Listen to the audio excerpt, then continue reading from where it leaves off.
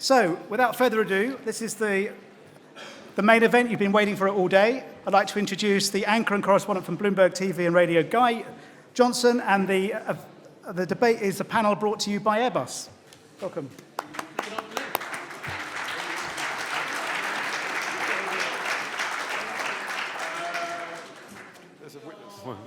And miking up our guests at the back, so as soon as they are ready, if they'd like to come and join us up on stage, that would be fantastic. Michael, thank you for being early. On-time flight. It's company. Ihssane from Boeing. Yeah. Michael has a very sore back, so if you hear any strange noises coming out of him, that is going to be the reason why. Les questions sont seulement de... Okay. Come and take a seat there, Christian. I didn't know that. Oh, you got to turn around. Okay. All right, let me get around you. Excuse me. Okay.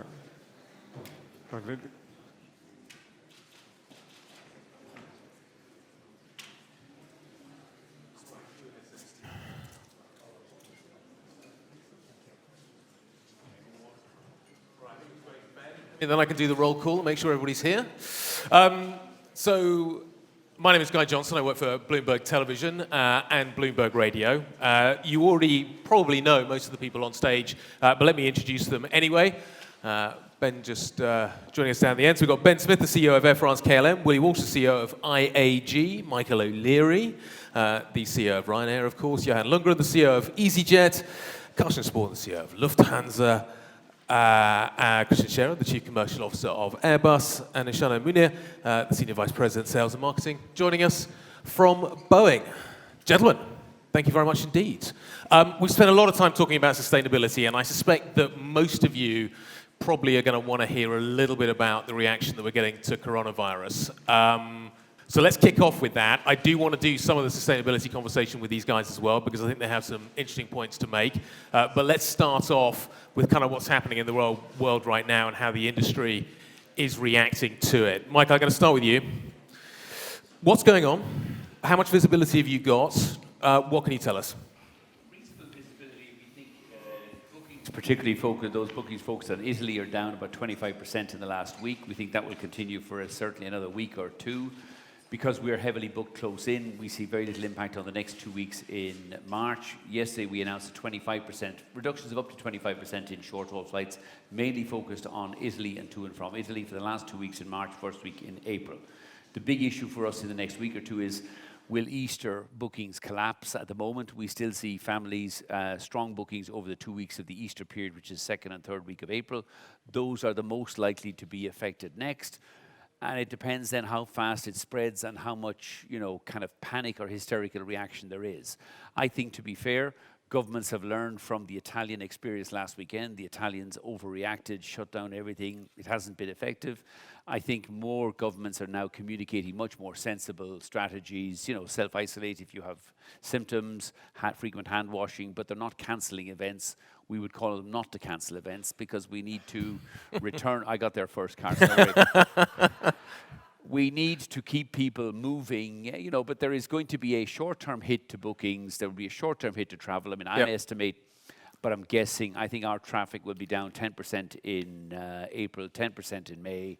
And then my sense is that by June, July, August, temperatures in Europe are rising. The spread of viruses is not good in those circumstances, and things will return to normal. I think most of the airlines will respond post-Easter if it doesn't get any worse with seat sales, and with pricing will get people moving again.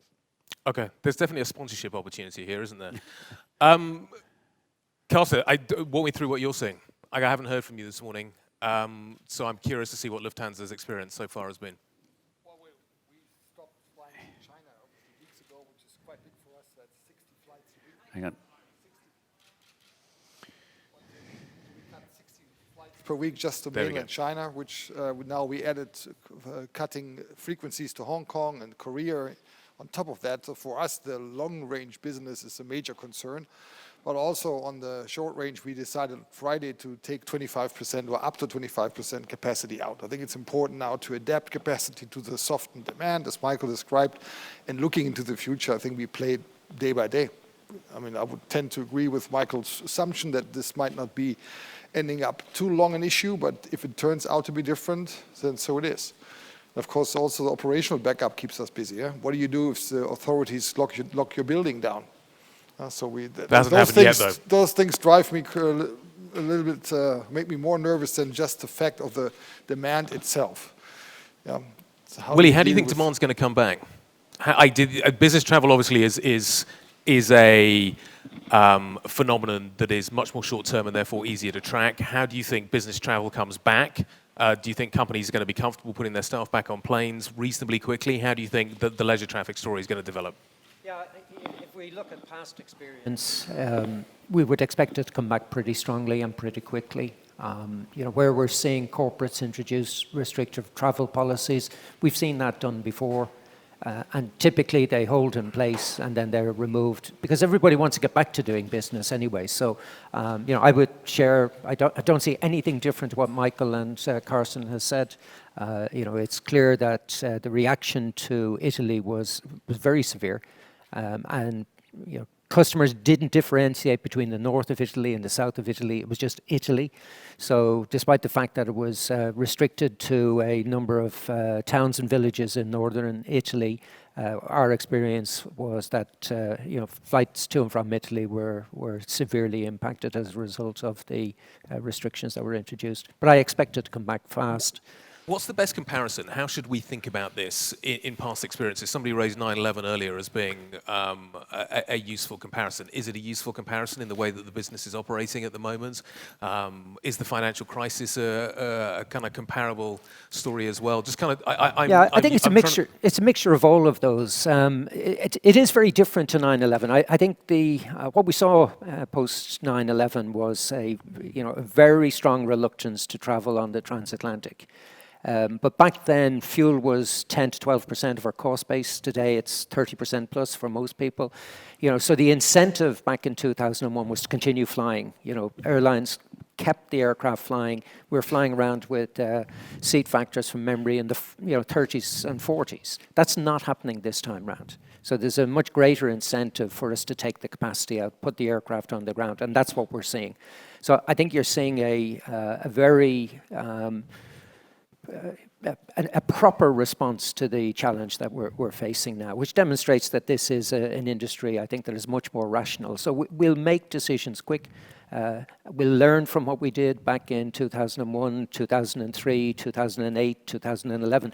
This isn't the first challenge that we faced. Nope. And, pretty much everybody was around back then and can remember what we did. And we'll get better at doing it. So I've absolutely no doubt that the industry will respond positively in the way you would expect them. And as Michael says, once we see evidence of people getting back flying again, the industry will respond to accelerate that return.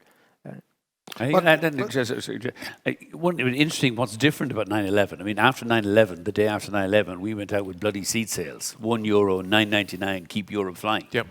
We're not doing that now. We haven't reduced prices at all in the last 2 weeks. I don't think any of the airlines have done.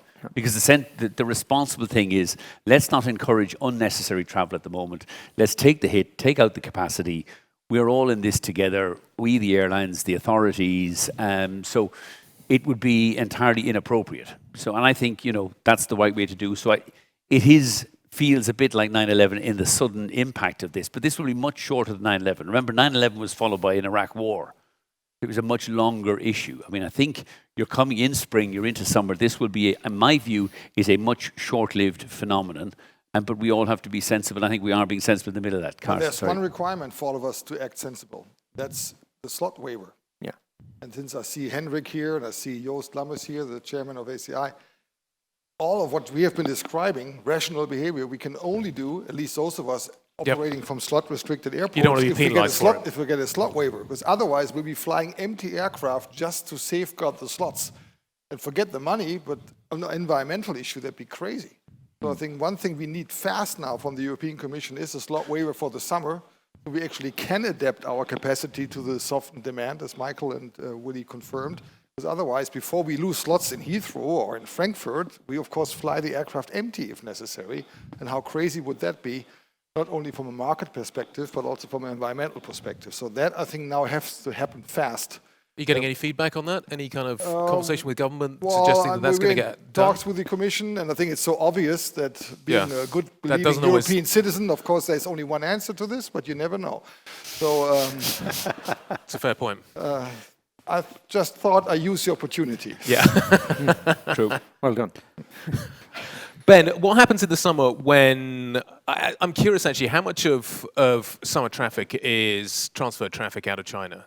How big a kind of, if China doesn't come back, if Chinese tourists aren't in Europe this summer, is that something that we need to think about as well in terms of a more lasting effect? I think for us, we have a very, very well diversified network, both at KLM and Air France. So, Paris and France being the largest inbound market in Europe, we've got to ensure that we have other sources of traffic should that not come back. But as my colleague said, previously, we are expecting, a return to normal booking levels by the summer. We went through, a very difficult time last year in France with, many demonstrations, a lot of social upheaval, and the traffic from some of the most important inbound markets did remain firm. Okay. So you're reasonably positive. Does anybody have any concerns about the summer? Michael, you sounded pretty positive about the summer, that this is basically going to be a fairly short-term phenomenon. Yeah, I'd be reasonably optimistic. But, if this gets much worse, or there is kind of much more, interventionist government activity, it could get worse. But I think our experience and everything we see at the moment is, I think it will be reasonably short-lived. And then we will respond sensibly and proportionately. Johan, do you think can I take what happened in Italy and extract, if there was an outbreak in Spain, do you think you'd get the same reaction, or do you think lessons are already being learned? Well, I think one of the problems is you're seeing that there are, not a common response on this. You have, local authorities who treats, some of the medical requirements in a different way. In Israel as an example, Jordan as an example as well. So one of the things we've been looking for is that there is a common response that follows evidence-based, guidelines from, WHO and EASA as an example. So that's one of the things that we're very, very clear about. I just want to reiterate what Carsten said as well. I mean, the slot proposition now going into the summer is an important one, to make sure that we do get the relaxation around these routes as well. And I completely get the point that we need to provide the data that is available to see what the impact that has, because I think that you shouldn't, as much as we're trusting the medical profession of Michael here on the side that this will go away, I think it's the responsible thing to do to make sure that we treat this as something that at the moment, there is an uncertainty for how long this is going to last. That's why we're doing all the right procedures around this, looking at the capacity and the cost of revenue, but we should make sure that we're following this, that we track this, and make sure that the containment is working. We can sit and say what we want about the fact that there's overreaction, and I agree to some point that is the case. But the important stuff is that this gets contained, and that's why I think we can feel, quite optimistic about what we've seen about this virus and how it spreads out. But that's a good thing for it to happen, because we don't want it to be any other way. So I'm going to carry on asking questions, but I want everybody to think about questions that they're going to ask for the end as well. We're going to use the app. And we're going to pick the best 2 or 3 questions, and we'll ask them at the end. Government help. If this carries on, Carsten, do you think we're going to need government help? Do you think there should be a tax relief here? Do you think there is the possibility of that happening? An industry that, and we're going to come on and talk about sustainability, do you think that it would be politically palatable at this point in time to provide government assistance to the aviation sector? Well, just 2 thoughts. First of all, this industry is far away from government help, at least when you look at the airlines on stage. You 5. So there's a lot the of 5 airlines up here, before you need help, there's a lot of burdens you could take away. We never ask for help. We ask for less burdens to be competitive, especially those of us who compete with outside of Europe, because it's not a zero-sum game within Europe for many of us. It's us competing against the rest of the world. And then also on top, we all believe the consolidation in Europe is overdue. And there's 50% of European aviation on this stage. If we were in the US, there would be 80% of US aviation on stage if you invite the 5 big players. So I think a crisis can also help to accelerate consolidation. So there's an opportunity here. This is going to, Are you talking about don't tell consolidation or government? Don't tell my CFO I said Corona is an opportunity because he's losing his sleep. But if you take a longer-term view, maybe one day we look back at it as a healthy acceleration of consolidation. Yeah. Would you like to see a more consolidated? I think it's inevitable. It's not what I like to see it. It's happening, and it is inevitable consequence. There will be further consolidation the next 2 or 3 years. The last thing we need is government intervention in this. I mean, I'm fairly sure Alitalia is in downtown Rome at the moment looking for another loan on top of the 1.4 billion they've already received in illegal state aid because they've run out of that money again. The airlines who were non-viable prior to COVID-19 will be using this as an opportunity to look for state aid to bail out their failed business models. They should be resisted. I don't think the critical thing here in the short term, if we all, I mean, my sense, this is a reasonably short-term phenomenon. The slot protection is absolutely critical. None of us are here looking for state aid or for state assistance in this. I think what we're really looking for from states is sensible, calm, rational communication and responding sensibly, not banning football matches and, Cheltenham next week or whatever else it is. Keep calm, give people rational advice, and then let the bankrupt go bankrupt, because that's what's going to happen, whether it was before, during, or after COVID-19. Ben, Carsten's a bit nervous about using the word opportunity, but are there opportunities, and opportunity is probably almost certainly the wrong word here, but do you think this is going to provide a catalyst for consolidation in Europe? Yes, no, definitely. Prior to the outbreak of coronavirus, we already had some consolidation taking place on the French side of our business. 2 carriers went out of business. We had Aigle Azur and Ihssane. So there are many other airlines, as Michael said, whose business models are out of date. They're very fragile. So I would suspect, I would predict that these carriers are going to probably fail earlier than they would have were it not for this virus.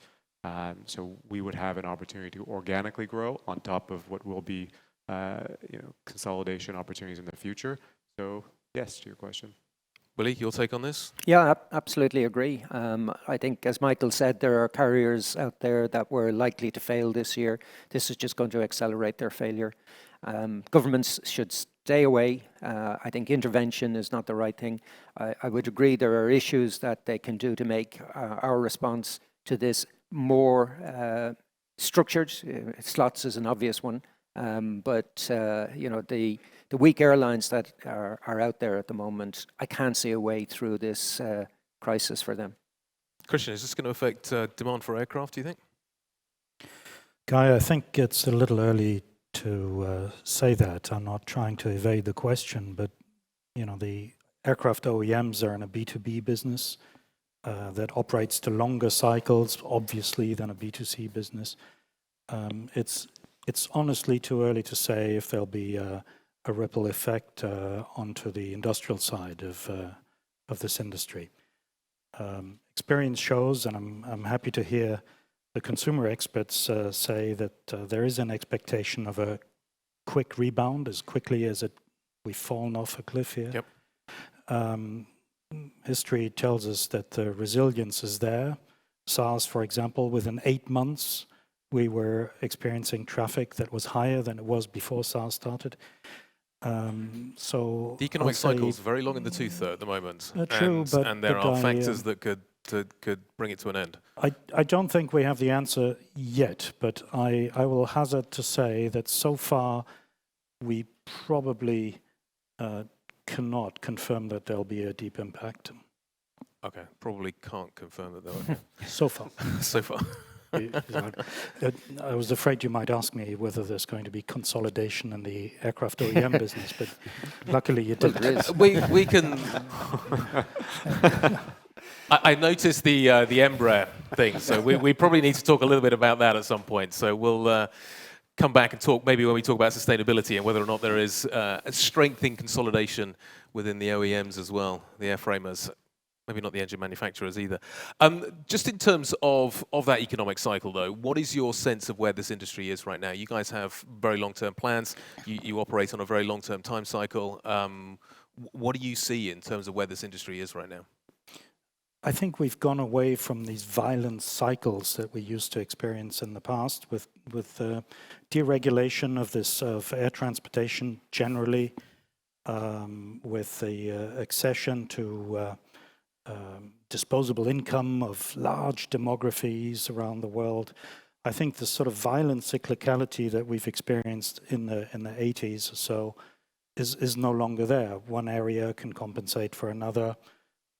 We have more aircraft programs, mature programs, new programs that compensate for each other. So I don't think, Guy, that I would subscribe in any way to the theory that, oh my God, it's the beginning of a massive down cycle. I don't. Will there be some small ups and downs? Of course there will be, and this virus crisis, even though I gave you a guarded answer, might generate some adjustment, but I don't see it as a cyclical industry per se anymore. Okay, Ihssane, let's talk a little bit about what you see. The OECD, I talked to Laurence Boone yesterday, day before yesterday, who's the chief economist over at the OECD. She told me that the coronavirus is going to have a similar economic impact to the financial crisis.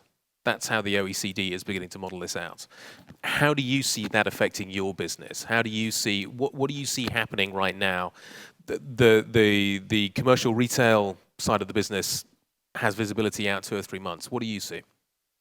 Well, like Christian said, the business is a long cycle business, and the effect, people don't buy airplanes to take delivery tomorrow. I mean, it's a 3-year cycle, 4-year cycle, 5-year cycle before you can get airplanes today.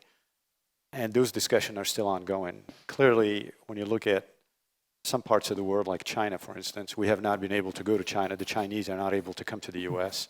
So those conversations are on a standstill right now, on a standby right now. You will see that. You'll see a lot of the airlines who are more focused on cash preservation right now, not knowing what's going to happen in the next couple of months. So that's really where the focus is. But it's more of a short-term view. I mean, if you look at just the last 2 weeks, we've had a few announcements, like the ANA announcement on the 787s. They're purchasing airplanes, they're doing cash preservation at the same time, so they're keeping an eye on the long run while taking care of what they have to do now on the short term. Yeah, I think it's too early, just like everybody said, way too early to say if it's going to be a financial crisis similar to what we'd seen in the past. Way, way too early for that. Is there an opportunity, would anybody be interested in earlier slots if they came up? How kind of positive are you feeling about the industry right now? If there were earlier slots being generated with some of the OEMs, would you take them? Well, from our point of view, it's always it's one part of a two-part question. If earlier slots came up at the right price, we'd jump all over them. You know, if earlier slots came up at the wrong price, no interest. So I don't think anybody would be any different. Like, you know, are we looking continuously for more aircraft? Yes, we are. Do we think this business longer term across Europe will continue to grow strongly? Yes, it will. And therefore, if there's opportunities on aircraft, we'd certainly be looking. I mean, we ran around when Air Italia failed 2 weeks ago, looking at more aircraft. They simply aren't available there in the short term. So from my point of view, you know, I would talk to both Boeing and Airbus if there was more slots or earlier slots, as long as the pricing was right.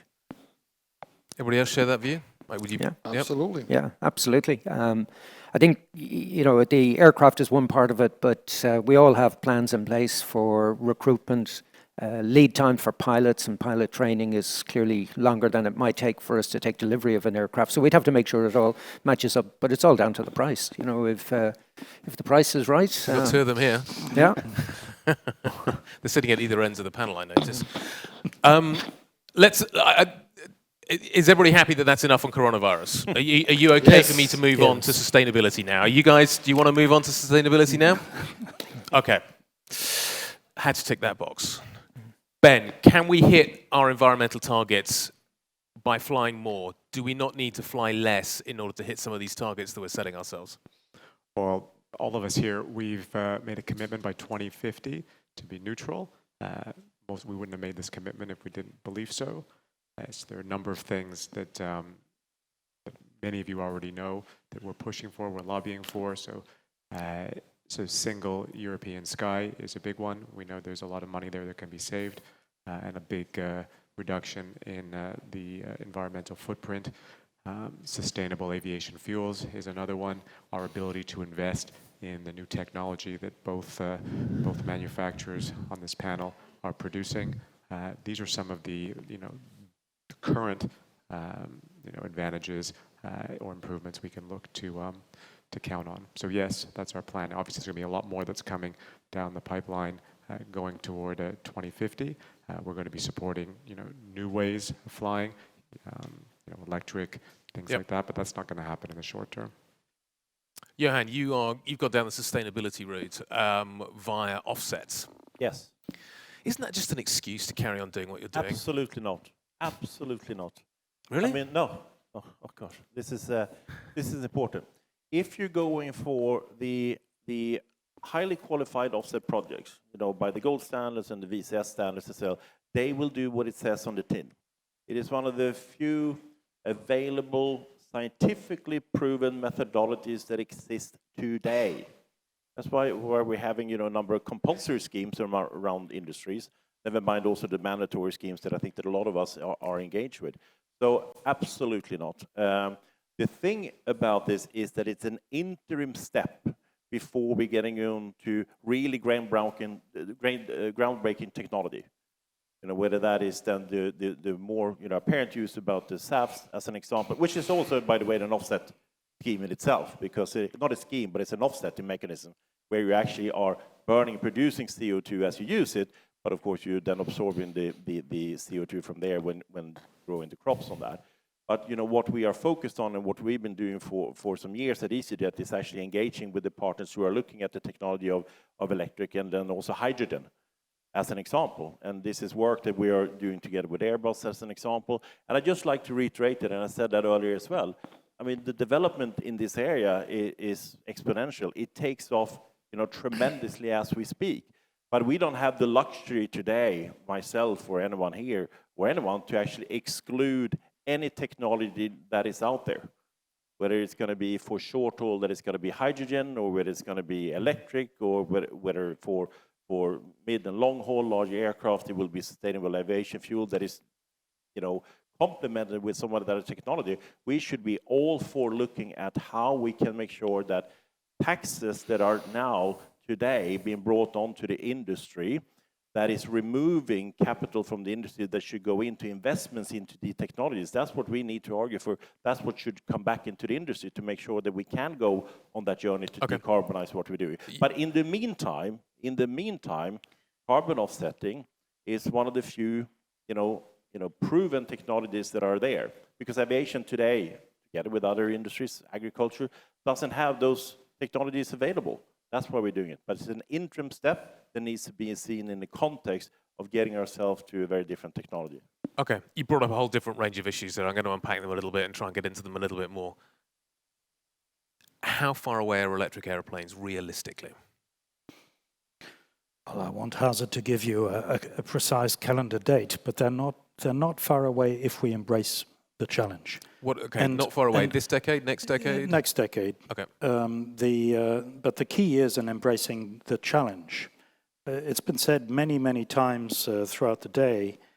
How many times do we need to show that aircraft can fly on sustainable or biofuels? We've done that.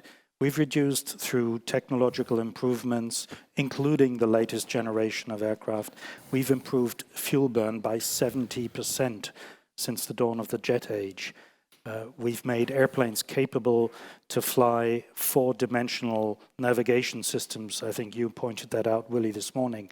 I mean, we've done what we can with the current level of technology. Now, we can sit here and say, look, we've been great corporate citizens, very socially responsible, or we can face the challenge and invest in the new technologies, just as Johan just pointed out, and that's precisely what we're doing. Now, it doesn't happen overnight, but we've already experimented with hybrid electric flying. We've experimented with fully electric, very small flying machines. We've demonstrated those. So I think we at Airbus certainly view the challenge upon us as an opportunity as opposed to a constraint, and that's where our R&D money needs to go to create the rupture technology sometime in the next decade. What's the view over at Boeing? I think it's pretty promising. The the electric technology is very promising, but I think it's going to take some time before we can do it on a massive scale. You probably can see it. It's a lot of energy that you have to put into these airplanes to get them moving. I can see it on a small size. I can see it perhaps in a very small size airplanes. I mean, right now we're doing it with drones. We're doing it with some cargo airplanes and so on. And to get to a 737 or 320 size, it's going to take some energy. To get to even further, to something bigger, like a 777 or 350, I can't see that in the next decade. But there are a lot of technologies. I mean, like Christian said, there are a lot of things that have been done already, but I don't think we've done them on a big scale. There's still air traffic control that can be harmonized, and there are experts out there saying you could squeeze another 12% efficiency just by harmonizing air traffic. Electric technology can find its way in other parts of the business, on the logistics, the ground logistics, more of it perhaps. It's not universal. You don't see that everywhere yet. On other parts of the aircraft, on other parts of the flying. We've done some experimentation with our Echo D on the 777, for example, demonstrating how you can have new technologies that change how you fly the airplane, how you descent the airplane, how you taxi the airplane, how you cruise the airplane. None of that is being done today to the extent that it can be done. And I think there's a lot of efficiencies to drive out of those. But electric airplanes on a mass scale, I think it's going to take some time. I think there will be other ones, and Boeing's going to do it then. Sorry. You know, this is what you got to believe is that the battery technology needs to get down with the new generation of iron sulfur batteries. You're basically going to need to make sure that that has the same trajectory and efficiency that you see with the old generation of batteries. And that's the latest among the people that we're speaking to, and the over 200 different companies who are well-funded investment to look in 150 to 200 seater. They say it's going to be about 8 to 10 years. The bigger challenge, I don't think, is about getting that 150 to 200 seater aircraft to fly. We're talking short haul, by the way, 2,000 kilometers, whatever it is. I think that how's the business model going to look like? How's the airport infrastructure going to be? What is the whole logistics change around that to make that happen and make that work? If you're looking at a takeoff weight of 7 to 9 tons, 80 tons on the 320, similar like that as well, you need to get the batteries down to the level that is around 30 tons on that, on that plane. But how are you going to do that when you're coming in for a turnaround time about 30 minutes?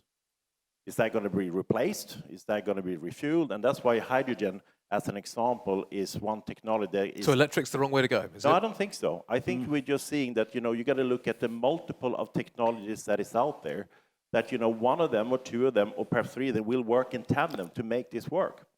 And remind you also that we're running very different business model. I agree with you that, if you come into the smaller aircraft, there's no doubt that it's going to work. Will it work for short-haul range aircraft of 150 to 200 seater?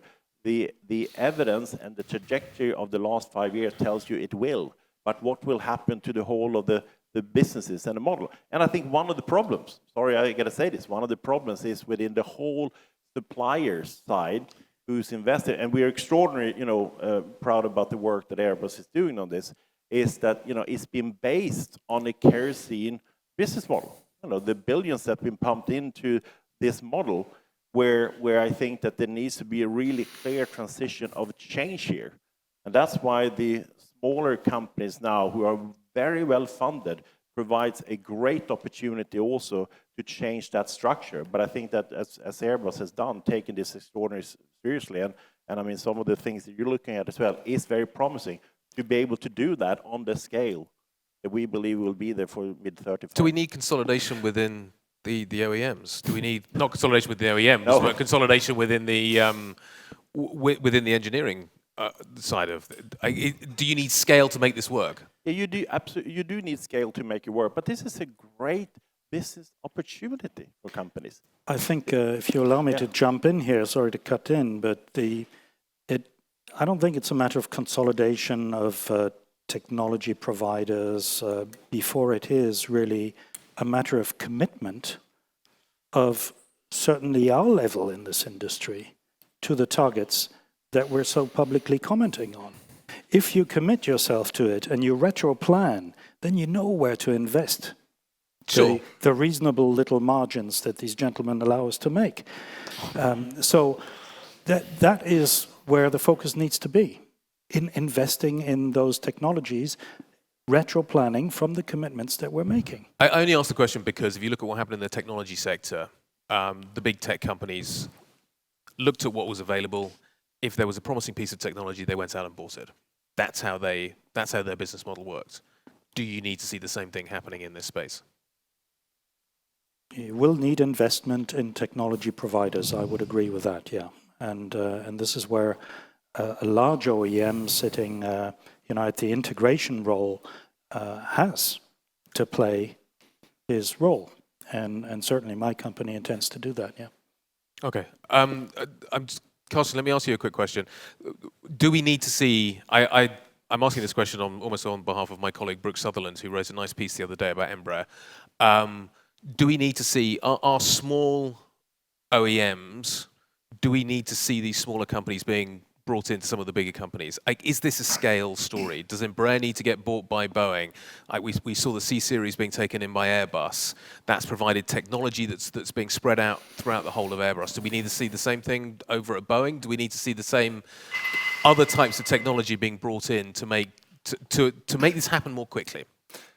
Well, I think, in all modesty, we were the ones who pushed Bombardier to go into the market to be a third force. I mean, the C Series exists because we were promising to be the launching customer. Yep. And with all our good relationships to Airbus and Boeing, this was not me, but my predecessor, we said, hey, we believe there should be a third force, and we're willing to give it as a support it needed. In the end, also Christian knows this, we were favoring the Airbus takeover of Bombardier because we realized Bombardier is not going to make it, and also Ihssane knows this, and it's no secret here, we are supporting the Embraer integration into Boeing because we rather have two healthy competitors who compete on every range and scale of aircraft with each other than to have a monopoly sometime somewhere. And that's why I tend to have a little different view than Johan.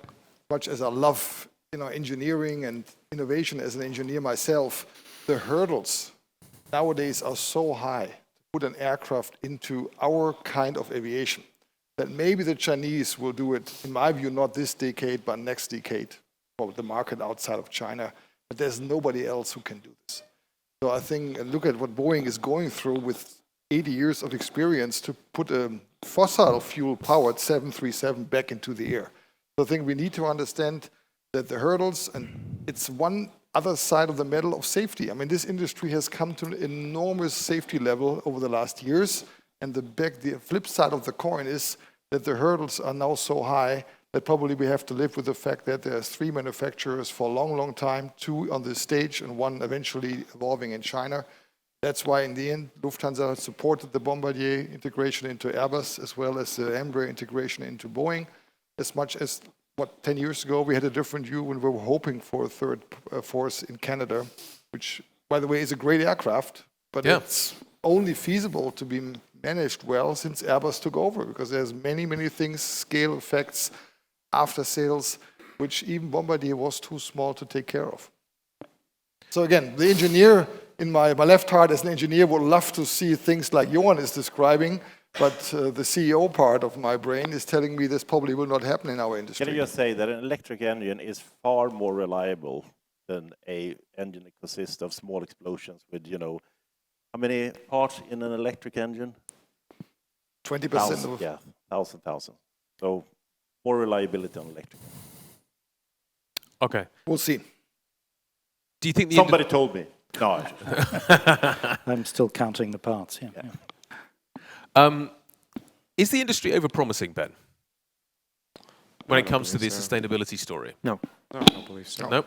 No, definitely not. I think when you've heard everyone around here already state a lot of the initiatives that are in place or are going to be in place. I think they're very ambitious and they're doable. And as I think somebody over here mentioned, if you go back to the beginning of the jet age and you look at the improvements that have been made since the late 50s, early 60s, it's quite amazing. But do you think the time,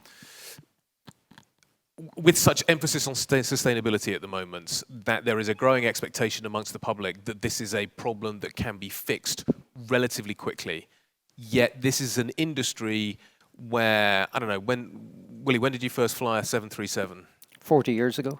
Okay, so the 737's been around a little while. This is an industry. I know there's been lots of evolutions of the aircraft since then, but is there a danger that the public has a perception that this can be fixed and fixed quickly, and is that something that the industry needs to be more careful in managing? I think we could do a better job of articulating what we're already doing and also what has already been done. Willie's flown. He's flown since the beginning of the 737. That alone is an amazing example. And this was we didn't have the same focus on sustainability. That was a push by the industry.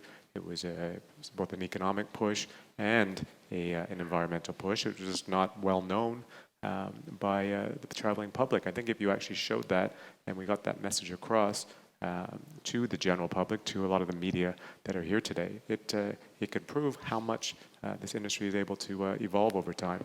And that's why we're all comfortable making this commitment for 2050, because we've seen what's been able to take place over the last few decades. Willie, you were pretty adamant. You have both manufacturers here, both major manufacturers here, and they can attest to the same thing. You have Rolls-Royce here as well. These are the guys that have done it. Willie? I think the industry is really determined to address this. There isn't a short-term single issue that we can do, but there are lots of initiatives that we're all pursuing, and without question, it's a challenge that we will overcome. There's the thing you can say about the airline industry is we are fantastic at overcoming challenges, and when we set our minds to it, and as an industry, we've definitely set our mind to addressing the environmental impact. We will do it. But we shouldn't be so defensive about it. I mean, in the end, of all the fossil fuels used in the world, as you all know, we probably have 3% of that. For the other 97% of use, there's easier technology to replace it than there is for aviation. Because of physics, gravity, and because of physics, gravity, and because of safety issues. Where again, I think innovation in our industry is somewhat limited by the safety aspect. That's why the computer on even a modern 737 is 20 years older than the one we all use in our iPhones, but my iPhone breaks down all the time. I'm glad he uses the old computers, right? Yeah. So I think that's part of the safety record we have. So I think let's also focus on those 97 other users of fossil fuels, what can be done there.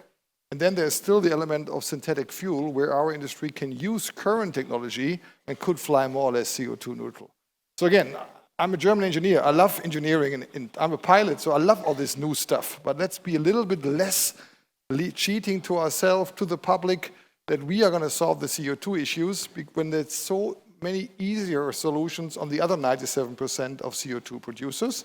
And of course, this doesn't take any responsibility away from us to do what we can do, as Willie pointed out, or we tried to point out this morning. Single European sky, modern aircraft, again, sustainable fuels. We all do all that. But let's not be cheating ourselves just because we want to be an even better citizen than everybody else. I think it's another point as well, and which was mentioned here as well. I think it's really important that the regulators are also very quickly looking into and starting to have the capacity and the competences to evaluate new technology. So we don't wait and say, well, in 5-10 years time from now, here's a product we would like to get approved, because that's going to take too long. So I've been urging, the CA as an example to say they order it right now, get in-depth knowledge within their organization to understand what those technologies are and how they can be approved. Otherwise, it might be the situation where we have the products available, but it will take too long time to actually get them certified and approved.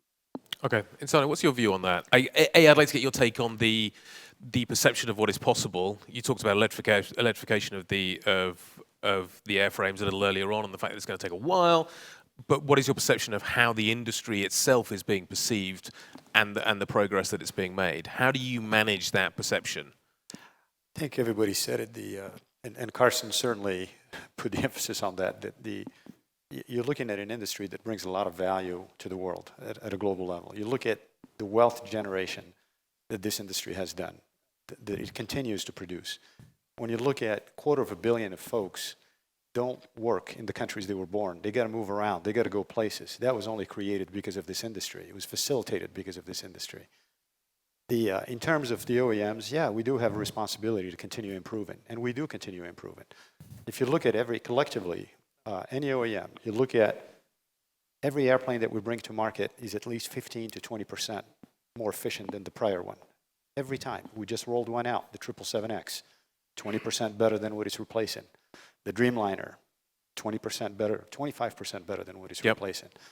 We talk about the 737. But you've really been pushed right to the edge of what is possible in terms of. There's still more to do. There's still more to do. I mean, if you look at the composite technologies and what they're allowing us to do, you can do discrete level design that you couldn't do with metal. You could have the perfect wing now through these manufacturing processes. There's so many things that you can do still. On the propulsion side, there's a lot that can be done. You've got one of the OEMs that has introduced a new way to run engines, and we haven't even explored, I'm not going to talk who that is, but we haven't even explored yet how far you can take that. We haven't seen what you can drive from it by way of efficiency.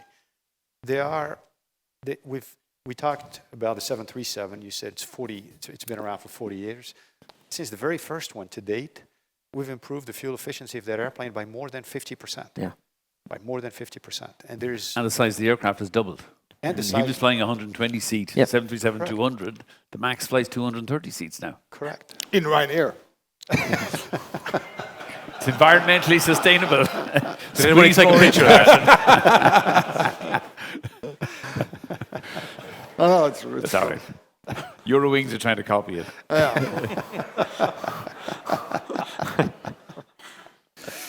Michael, you once told me that you could encourage consumer behavior to change by raising and lowering different parts of the purchase.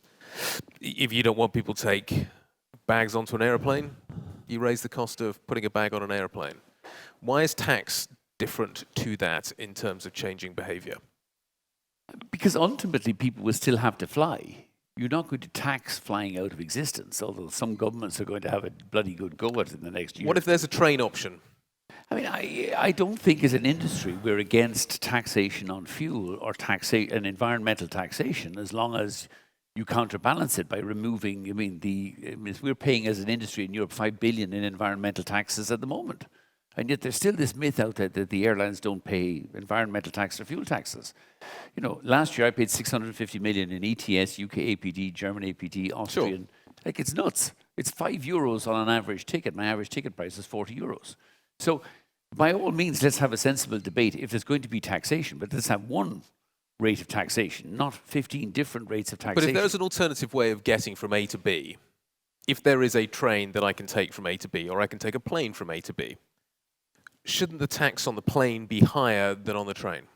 I disagree. I mean, in many ways. Look, that's not a trade-off. If you look across Europe, there are very few markets where the train is a viable alternative. Yes, you have London, Paris, London, Brussels, and maybe Madrid, Barcelona. I live on an island. It's called Ireland. We don't have a bloody train alternative. We can't cycle on and off the island. You know, same with Boris Britain. wants to build a bridge. Oh, God bless him. Boris wants to do lots of things. Let him deal with the baby first and see if he gets on with the bridge afterwards. Like, you know, we want sensible. Like, I think, you know, it underplays this. The taxation is the simple answer that ignores the huge investment we made in new technology, the efficiency of the new technology, the sustainable aviation fuels. I'm not as ardent a believer in that electric batteries will be here in the next 20 or 30 years to save us as Johan is, but I'm happy to be proved wrong. If there's a better technology out there, we, the airlines, will be the first people all over that technology. Taxation has always proved to be ultimately has completely failed to alter any environmental behavior whatsoever. All it is a tax grab. It gives the governments the opportunity to say, right, we can rip more money off the airlines, or ultimately off the consumer, using the guise of aviation. We have electric trains, yet nobody kind of counterbalances. Well, how's the electricity being produced? You're burning coal in Poland and Germany and everything else. So trains are I think it's a fairly easy argument to make that they are more sustainable. It is a reasonably easy argument, and then we have the motor transport. Like aviation across Europe accounts for less than 3% of our CO2 emissions. It is a fundamentally efficient way of travel. It is also a way of travel that pays huge $5 billion a year in environmental taxes, and that should be recognised. If you guys were to come up with a tax plan that would encourage more sustainable behaviour, what would it look like? Well, you wouldn't come up with a tax plan to encourage better behaviour. What you would do is you would encourage investment in research so that we can make further progress. And that's what frustrates us. You know, as Mike said, IAG paid 957 million euros in APD alone last year. Now, if some of that money went into research and development to support new technology to improve the environmental performance of our industry, I think that would be a great use of that money. It doesn't. Not a single cent of that goes to any environmental good. And that's the challenge. You know, you raise taxes, those taxes are not going to do anything to improve the environmental performance. We know that. You know, there's clear evidence of that in the UK, where the tax was introduced as an environmental tax. And since it was first introduced, not a single penny of that money has gone to improve anything on the environment. But there is an answer to your question, emission trading, with two big buts. First but, we're the only mode of transport which is in, all the others are out. And it's only in Europe. And sorry, there is still coal used to produce electricity for trains in the third world country called Germany. So most of our trains run on coal-driven electricity, not the long-range trains, but the others. And the other big but is, of course, emission trading cannot be disadvantaging those hub carriers in Europe, which have to pay for emission trading for their feeding flights. If you go via Istanbul or Dubai, creating more environmental pollution, you don't. But that could be easily carved out by the European Commission. But emission trading is the idea of having the most efficient use of those CO2 emissions which are unavoidable. That's the whole idea. Price it. That's the market we all believe in. But it needs to be a real market globally. That cannot be achieved. Carve out the disadvantage of European hub carriers and put it on all modes of transport, not just on one. Under the EU ETS scheme, I have the 2018 figure, I haven't seen an updated figure for 2019, but 67 million tonnes of CO2 was covered by the EU ETS. There's more CO2 produced by cars in the UK than that. And this is, you know... But cars don't have gravity, and they are a relatively straightforward fix in terms of... But you can see a line to getting cars electrified, and they have set some quite strict targets and it's taken them a long time to get there. When the incentive was there and taxation was there, it didn't do anything. Taxation didn't reduce the CO2 emissions from road transport. And we all know it is taxed. So taxation is not going to be the solution. I would agree with Carsten. I think an emissions trading scheme, a sensible emissions trading scheme is one way of doing it, because you are getting a direct benefit to the environment as a result of that.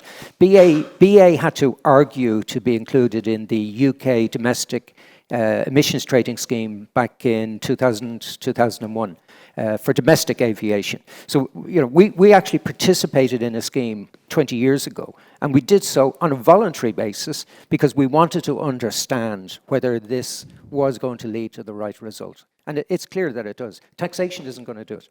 Ben?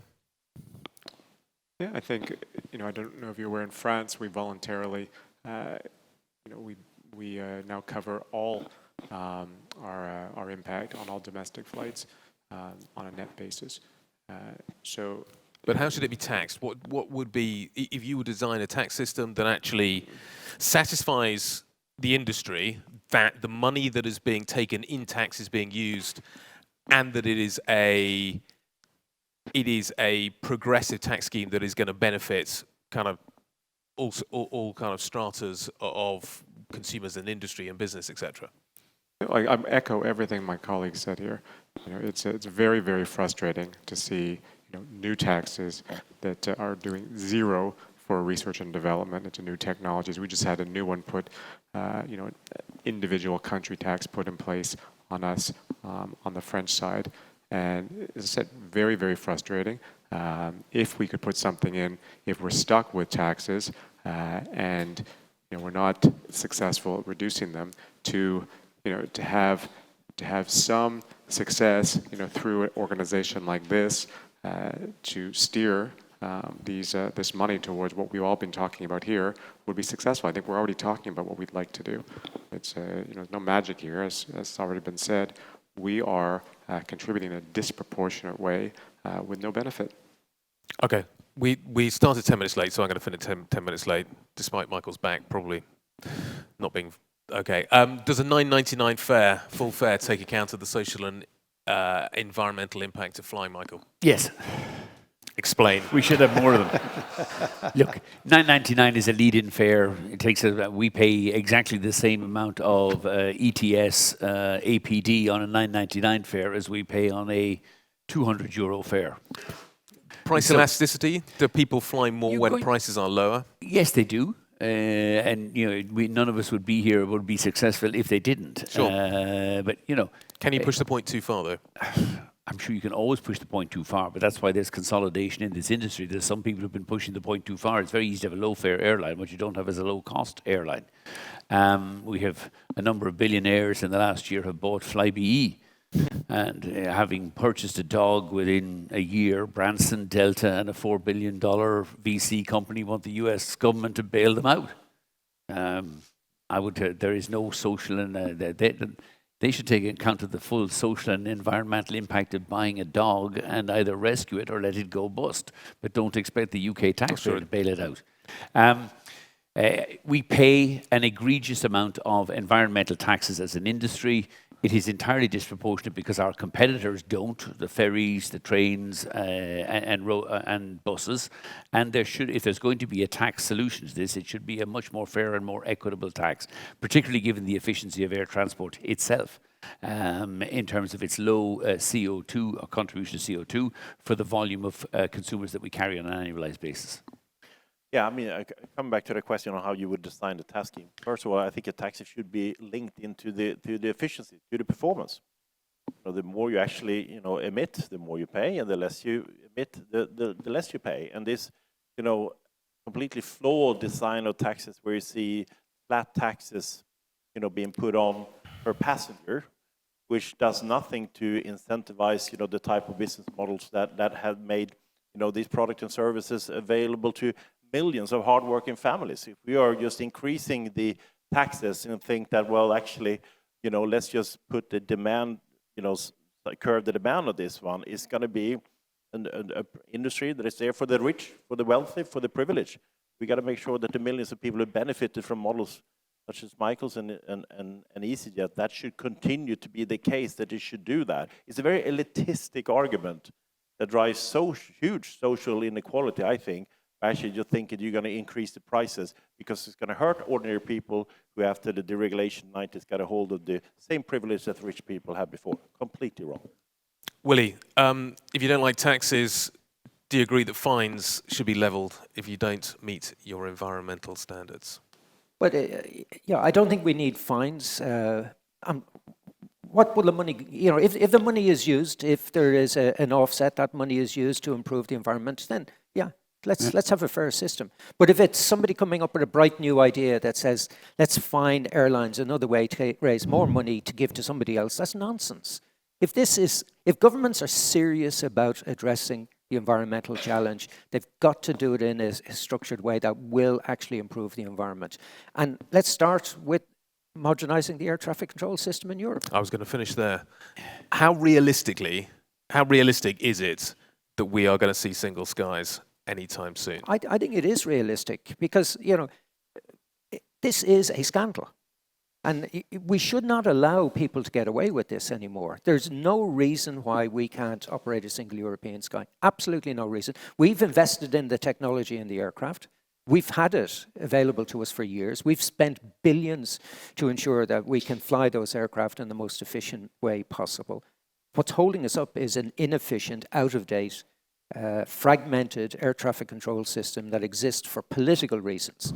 So let's point the finger where the finger needs to be pointed. It needs to be pointed at governments, and it needs to be pointed at the ANSPs who've, I think, hidden behind the government inaction in relation to this. And that's why it's such a big issue for us. That's why, as Michael said this morning, we're all competing with one another, but we're absolutely aligned in relation to this issue. Okay. On that note, I'm going to wrap things up. I think we went over by 6 minutes. I hope that hasn't interrupted too much of your afternoon. I hope you enjoyed what has just happened. I'd like to thank our panel. Thank you very much indeed. Well done.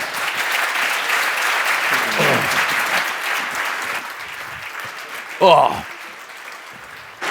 Thank you, fellas. Not sure which one you're shaking hands.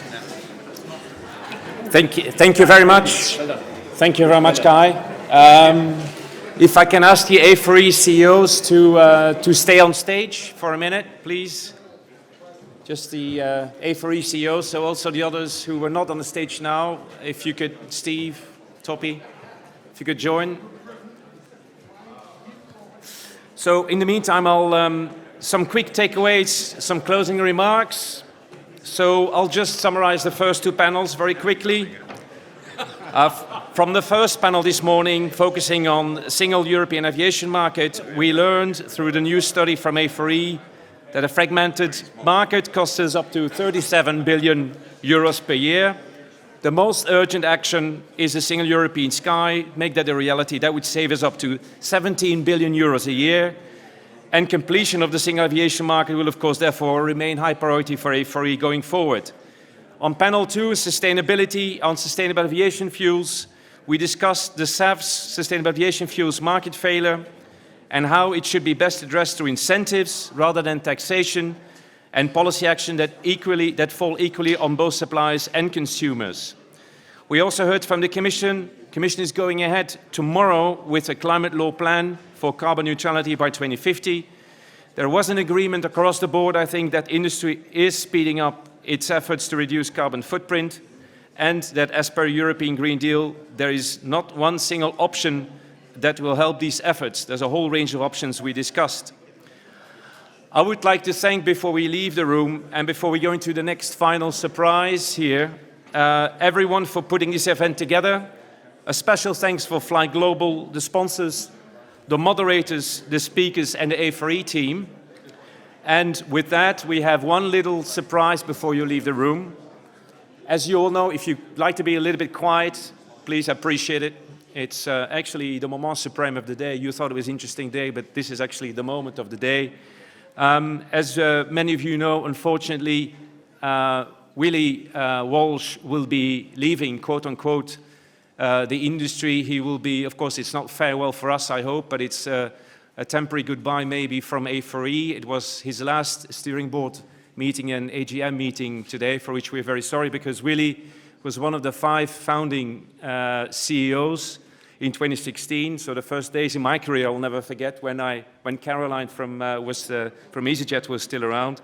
Very exciting days, but therefore, going back, we asked Willie's staff what he would most appreciate as a goodbye gift, and it's been mentioned, I think, a couple of times today. We all know that Willie is actually a pilot, that he used to fly Boeing 737-200s, and as a token of our appreciation, Willie, I think it's signed by all of the CEOs, we would like to hand this over with our signatures as an A4E.